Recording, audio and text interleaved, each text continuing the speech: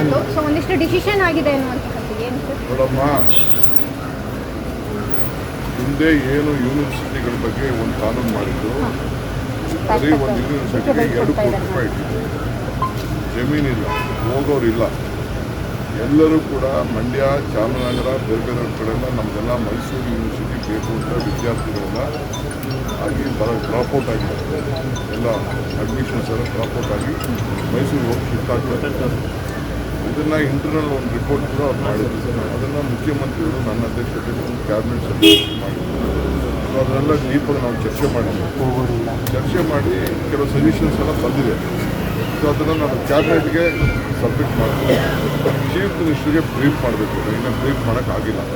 ಅದಾದಮೇಲೆ cabinet submit ಮಾಡ್ತೀನಿ. Submit ಮಾಡಾದ್ಮೇಲೆ ಏನಿದೆ ಅನ್ನೋಂಥ ವಿಚಾರ ಅವಶ್ಯಕತೆ ಬಿದ್ದರೆ ಮುಗಿಸುವಂಥದ್ದು ಏನಾದರೂ ಇದೆ? ಆಗಲ್ಲ.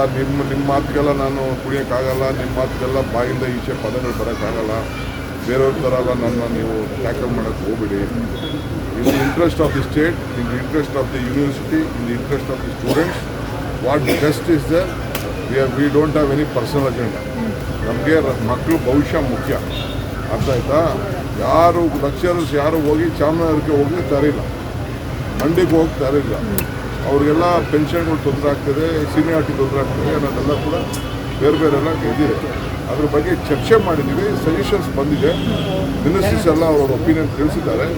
ಆಫೀಸರ್ಸ್ ಅವ್ರ ಒಪಿನಿಯನ್ ತಿಳಿಸಿದ್ದಾರೆ. ಕ್ಯಾಬಿನೆಟ್ಗೆ ಇಡ್ತೀನಿ. ಆಮೇಲೆ ನಿಮಗೆ ನಮ್ಮ ಲಾ ಮಿನಿಸ್ಟರ್ ಬ್ರೀಫ್ ಮಾಡ್ತೀನಿ.